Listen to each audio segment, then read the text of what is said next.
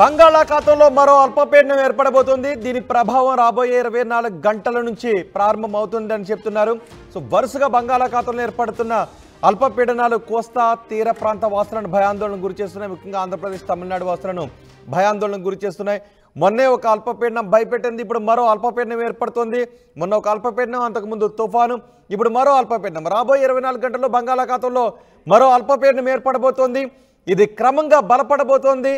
తమిళనాడు వైపు ఈ అల్పపీడనం కదులుతుందని వాతావరణ శాఖ అధికారులు చెప్తున్నారు.